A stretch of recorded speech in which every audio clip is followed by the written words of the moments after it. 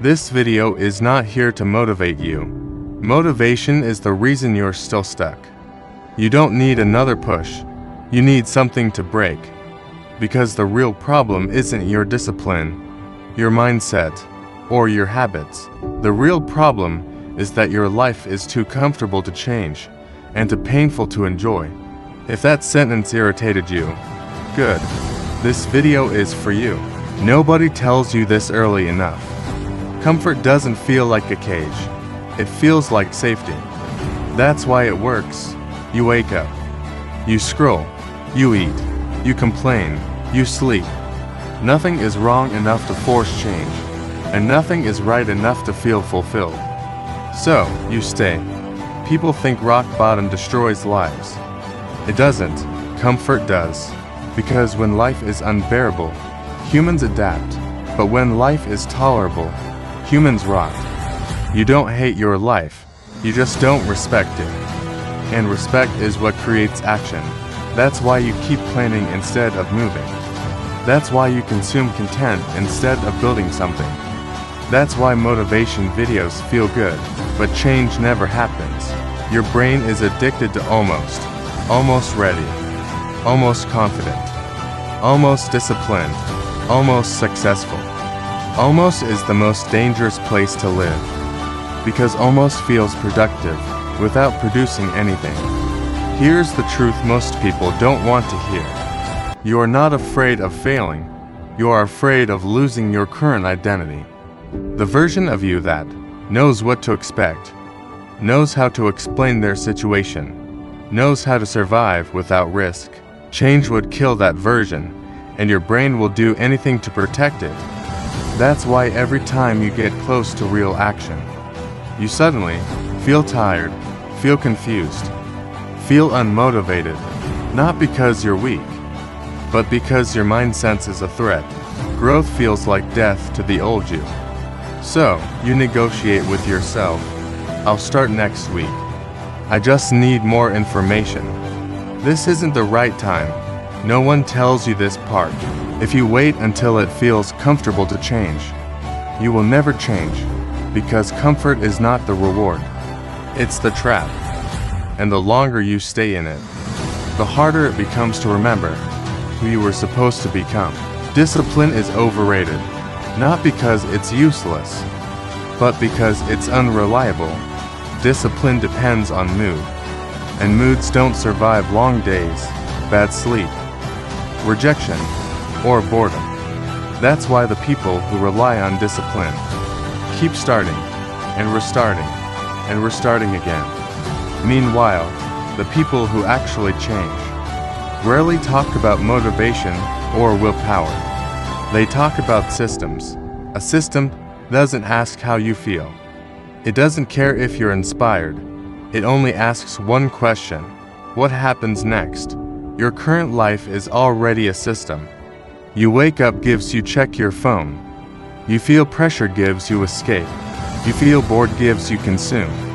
You feel stuck gives you wait. And then you repeat. You don't lack discipline. You have a perfectly functioning system. It's just designed to keep you exactly where you are. Here's the uncomfortable truth. Most people don't fail because they're weak. They fail because their environment is stronger than their intentions. You can't out-discipline your surroundings. You can't out-motivate bad design. That's why real change starts with subtraction, not effort. Less options, less noise, less negotiation. Successful people don't have stronger willpower. They have fewer decisions. They don't ask, should I work today? They ask, what's the next obvious step? And then they do it, before their emotions get a vote. This is where most people get it wrong. They try to become disciplined, instead of removing the things that require discipline. If your phone is in your hand, discipline is already losing. If your goals are vague, discipline is already tired. If your life is cluttered, discipline is already confused. Systems win because they make progress boring. And boring is sustainable. That's why habits built on hype collapse. But habits built on structure survive. And once you understand this, you stop blaming yourself, you stop saying, "I'm not consistent," and you start asking, "What is my system actually training me to do?" Because whatever your system rewards, you will repeat, whether you like it or not. You don't rise to the level of your goals. You fall to the level of your identity. That sentence sounds simple, but it's the reason most people stay stuck for years. You can want a better life. You can plan for it. You can even work toward it for a while. But the moment your actions clash with who you believe you are, your brain pulls you back. Because the brain's top priority in success, it's consistency. Consistency with your self-image. If deep down you see yourself as not the type who finishes things, not naturally confident, someone who struggles, then every time you act differently, your mind creates resistance, not because you're wrong, but because you're unfamiliar, and unfamiliar feels dangerous. This is why change feels heavy. Not physically, psychologically. You're not just learning new habits. You're betraying an old identity, and the old identity fights back. It whispers, "Who do you think you are? This isn't you. You tried before." That voice isn't fear, it's memory. Memory of who you've been. Here's the shift most people never make. You don't change by proving the old identity wrong. You change by starving it. Old identities survive on evidence. Every time you hesitate, every time you delay, every time you quit, you feed it. So the goal isn't to feel confident. The goal is to act before confidence is required. Identity doesn't change through thinking. It changes through behavior that leaves a trail. One action, then another, then another. Not big, not dramatic, just undeniable. And slowly, the brain updates the story. Maybe this is who we are now. This is why people who transform can't fully explain how it happened. Because it wasn't one decision. It was a series of quiet choices that made the old identity irrelevant. You don't need to destroy your old self. You just need to stop giving it attention. And once you do, a strange thing happens. Discipline feels lighter. Resistance shows up later. And progress stops feeling like a fight. Because you're no longer forcing change. You're becoming consistent with someone new. Most people say they want success. They talk about it. They post about it. They imagine it.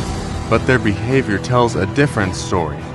Because wanting success and being willing to pay its real price are two very different things. Here's the truth no one says out loud. Success doesn't just upgrade your life. It dismantles your old one. And most people aren't ready for that.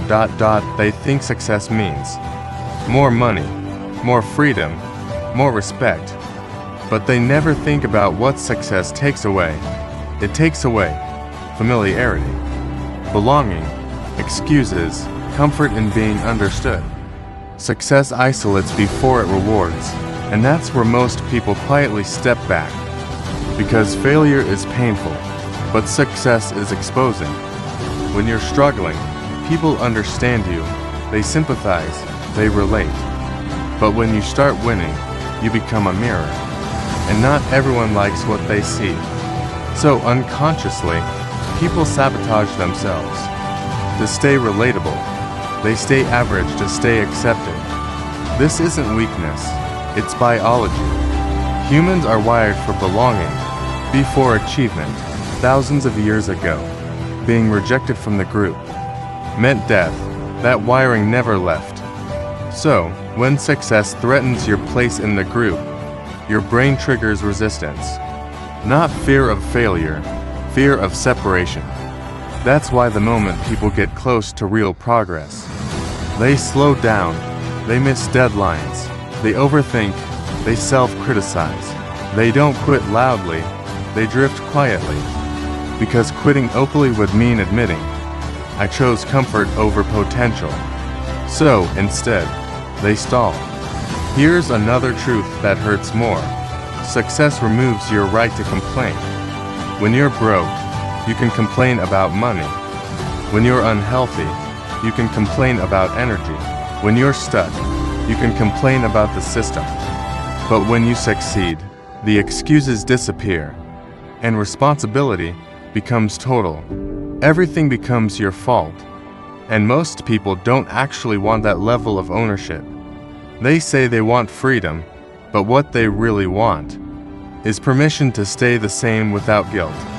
Success takes that away, because once you know what you're capable of, you can't unknow it. You can't hide behind what ifs anymore. You either act or live with the awareness that you chose not to, and that awareness is heavier than failure. This is why comfort is so seductive. Comfort doesn't demand growth. It doesn't demand courage. It doesn't demand identity change. It only asks one thing: stay. Stay where you are. Stay who you've been. Stay understandable. Success, on the other hand, asks, are you willing to disappoint people who benefit from you staying small?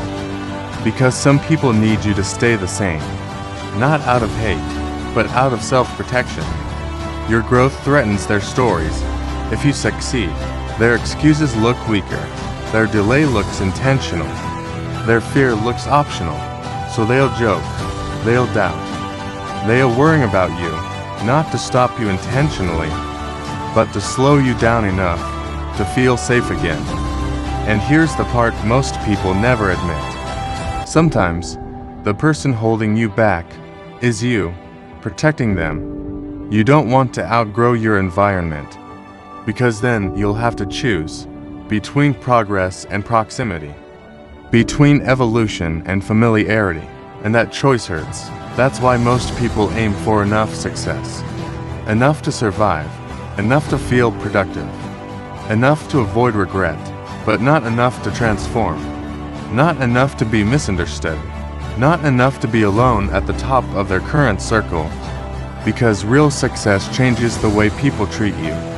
Some admire you, some distance themselves, some quietly resent you, and suddenly, life feels different, quieter, sharper, more honest.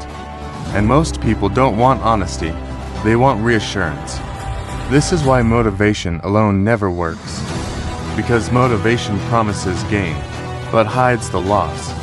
And the loss comes first, before confidence, before clarity, before rewards. Success starts with subtraction. You lose versions of yourself, relationships based on convenience, identities built on limitation, and until someone accepts that, they will circle the edge of their potential without ever stepping in. So, if you've ever felt like you're almost there, but never fully committed, it's not because you're incapable. It's because part of you understands the cost, even if you've never named it, and that part is asking one silent question: am I ready to become someone who can't go back? There's a strange moment that happens right before real progress. You feel it. Things start aligning. Energy increases. Ideas feel sharper. Results show up faster than expected. And then, you hesitate. Not loudly, quietly. You sleep a little later. You skip one session. You reward yourself too early. You loosen the standards just a bit. That's not laziness. That's self-sabotage triggered by momentum. Momentum is dangerous to the old version of you, because momentum proves something. This might actually work. And if it works, everything changes. Your excuses expire. Your identity comes into question. Your future becomes real instead of hypothetical. And that's terrifying, because fantasies are safe. They never test you. Reality does. Most people don't fail at the beginning. They fail right after the first signs of success, because early success creates pressure. Pressure to stay consistent, raise standards, be watched, be accountable. Struggling privately feels safer than succeeding publicly. This is why people subconsciously slow themselves down. They create chaos where none is needed. They add complexity to simple plans. They consume more information instead of executing. Because information delays responsibility. Here's a hard truth. If you keep preparing, you don't have to prove anything yet. Execution removes your hiding place. Once you act, results speak. And results don't care about intentions. So the mind protects itself. It says, let's refine this a bit more. Now's not the right moment. I don't want to rush, but what it really means is, if this works, I'll have to become someone new. And becoming someone new requires letting go of sympathy. When you're struggling, people support you. When you're trying, people encourage you. But when you're succeeding, people expect more. And expectations are heavy. So many people unconsciously choose familiar disappointment over unfamiliar responsibility. They know how to live with regret. They've practiced it. But growth demands presence. You can't sleepwalk through success, another uncomfortable truth. Some people sabotage momentum because success would prove they could have started earlier. And that realization hurts because it turns past delays into choices instead of circumstances. And most egos would rather protect their story than accept that responsibility. So they slow down. They say they're burnt out. Even though they've barely begun, burnout usually isn't exhaustion. It's inner conflict.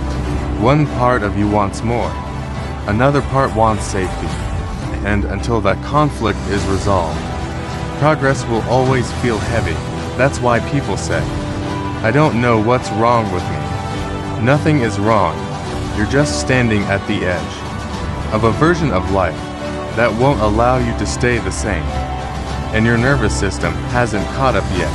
There's a moment that separates those who change from those who talk about it forever. It's not motivation. It's not discipline. It's not confidence.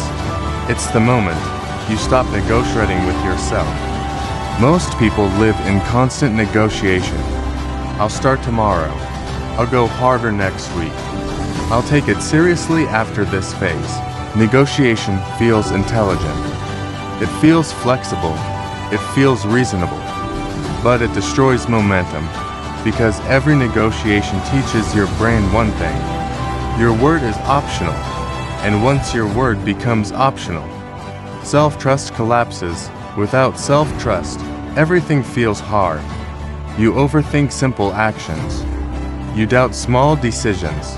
You seek external validation because internally, you don't believe yourself anymore. High performers are not extreme people. They're non-negotiators. When they decide, the discussion ends, not because they're rigid, but because they understand the cost of debate. Every internal debate drains energy. Every delay strengthens resistance. Eventually, they realize the pain of discipline is lighter than the pain of regret, and they choose once. After that, the decision carries them. This is the point of no return, not when life becomes easy, but when quitting becomes harder than continuing, when your identity shifts from, I'm trying, to, this is what I do. At that point, success stops being emotional. It becomes procedural. You show up, you execute, you adjust, no drama ... no inspiration required. And suddenly, people say, you're so disciplined. But what they don't see is this. You remove the option to back out. You stopped asking how you feel. You stopped waiting to be ready. You accepted that discomfort is the entry fee. And once you pay it, everything changes, because the moment you stop negotiating, life responds differently. Clarity increases, opportunities appear. Confidence follows action instead of leading it. And most importantly, you respect yourself again. Not because you're perfect, but because your actions align with your decisions. That's real power. Not loud, not flashy. Quiet, stable, unshakable. And that's why most people never reach it. because it requires one final sacrifice, the comfort of keeping your options open. There is a moment in every real transformation that no one talks about. It's not when you feel confident. It's not when life gets easier. It's not when results finally show up. It's the moment when going back feels worse than moving forward. That's the point of no return. Most people think change becomes permanent. When motivation stays high, that's a lie. Motivation always fades. Change becomes permanent when identity replaces emotion. When you stop asking, "Do I feel like doing this today?" and start acting from, "This is who I am now." At that point, action doesn't feel heroic, it feels normal. This is where most people misunderstand growth. They think successful people wake up feeling driven, focused, inspired. They don't. They wake up aligned with a standard they no longer debate, and that alignment removes friction. Here's the shift that locks everything in. You stop trying to change your life and start protecting your future. Protection creates consistency. You protect your sleep. You protect your time. You protect your attention. You protect your standards. Not aggressively, not emotionally, quietly, because now you know the cost of going backward. You felt it, the regret, the self-disrespect, the slow erosion of trust in yourself. And once you feel that deeply enough, you don't need motivation anymore. You need boundaries. That's what separates temporary change from permanent evolution. Boundaries are invisible to others, but non-negotiable to you. This is why real growth looks boring from the outside. No announcements, no dramatic declarations, no constant posting, just execution, day after day. When it's exciting, when it's dull, when no one notices, because you're no longer performing improvement, you're living it. And here's the final truth most people never hear. Your life will only change when your standards become painful to violate. Not goals, not dreams, standards. When skipping work feels worse than doing it. When breaking your word feels heavier than discomfort. When staying the same feels unacceptable, that's when you've crossed the line. From wanting change to being someone who changes things. At that point, success stops being a destination. It becomes a side effect. A side effect of alignment, of self-respect, of choosing long-term peace over short-term relief. So, if you're waiting for a sign, this is it. Not to feel ready, not to feel confident, but to decide that going back is no longer an option. Because once you make that decision quietly, without drama, life starts responding differently, and so do you.